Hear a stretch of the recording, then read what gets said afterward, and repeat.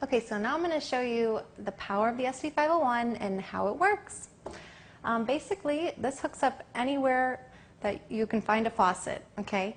It comes with different adapters, and we travel with our unit. We take it everywhere we go, and we've been able to hook it up just about anywhere, okay?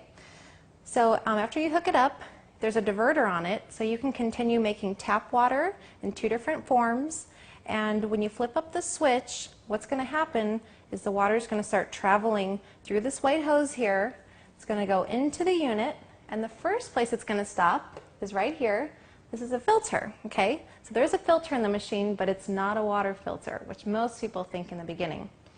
This filter here will last you 3,000 gallons. It takes out all the impurities in the water, the chlorine, the fluoride, the heavy metals. It's also an antibacterial filter, so, and it's made in Japan. It's a medical grade filter. So it will let you know too when the 3,000 gallons are up. She'll say, filter replace, okay? So average family of 4, anywhere from 6 months to a year to go through the life of that filter, okay? So next stop is the electrolysis chamber, okay? This is 7 large medical grade titanium plates, okay? So they're big and solid, and they electrostatically dip this in platinum. Now this is a medical device, okay? There's 230 watts of power that are going in and charging these plates. So we have a lot of positive and negatively charged plates. And all we're doing is separating the water from positive to negative, right? So the positive water comes out one end, and it's going to drain down the sink. Because positive water, remember the positive ORP, those were all bad. Those are oxidants. They're also acidic. Anything with a negative is going to be alkaline, which is what we want to drink. So the negative water is going to come out this white hose. We're going to collect that and drink that. And down this gray hose here, all that acidic water is going to just be going down the drain, and we don't really think about it, except for one time, and I'll tell you when. So it's important to do your due diligence, but it's also important to properly educate yourself. Just so you know, there's other units out there on the market.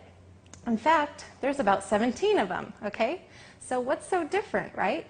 Well, if you go online and you get caught in the whole Google trap, you're going to find out that there's other units out there for half price that say, well, we're just like them, but we're half the price. Well, make sure that you do your homework, because what they're not showing you is this, okay? They have tiny, tiny inside engines about the size of a credit card made of mesh. Okay, and really, these are just really misleading you. They're not going to produce medical grade water to give you any results. So we want you to do your due diligence, but make sure that you work with the person who introduced this to you so you can properly get educated. Okay? Next, I'm going to show you how to make the water. All you have to do is press these buttons here. When you press the purple buttons, you're going to be making the drinking water. Okay, and I can make about 2 gallons a minute. So I just turn on the faucet here, and it goes through the filter, through the electrolysis plates, and out the white hose. So you can make anywhere from 8.5 pH to 9.5 pH drinking water.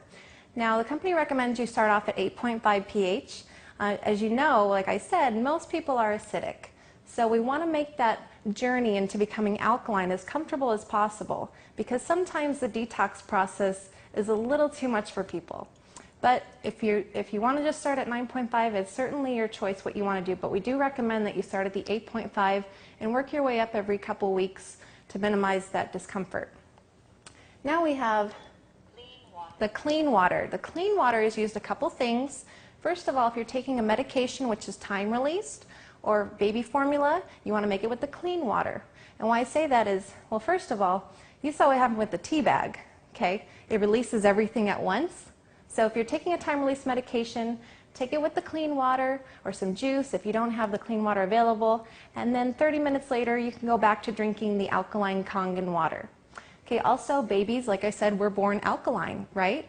We're born slightly alkaline, so babies don't really need alkaline water until year 2 of life. Next water, we have beauty water. Now this is 5.5 pH. It's for the skin. Your skin is a 5.5 pH. Okay, so your skin really loves this water. It acts as a toner.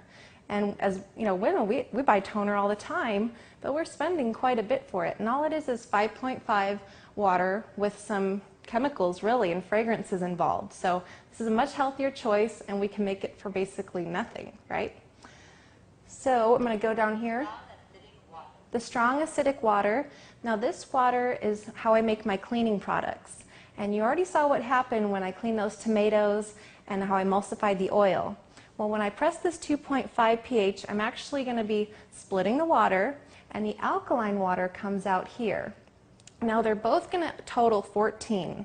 So if I'm making 2.5 strong acid water down here, I'm making 11.5 alkaline water out the white hose. So again, those two are always going to total 14, even when I'm making the drinking water. But the only time I'm going to collect the acidic water is when I'm making the 2.5 pH, because I like to store that. When you go below 2.7 pH, you're going to be able to kill 99.9% of germs, bacteria, E. coli, salmonella, a lot of different things that are growing in our kitchen and in our homes. So rather than spraying Lysol or some harsh chemical in your home, now you can spray basically water and get the same result without the harsh chemicals. Very important for you and your family to think about. Now, the 11.5, I'm sure you saw what I did with that. I also spray that, keep that in a spray bottle, and I spray my whole house. I use it as Windex, I use it on the countertops, again, my laundry. So you're basically eliminating a lot of things that you probably use every day. Not only the cleaning products, but the bottled water.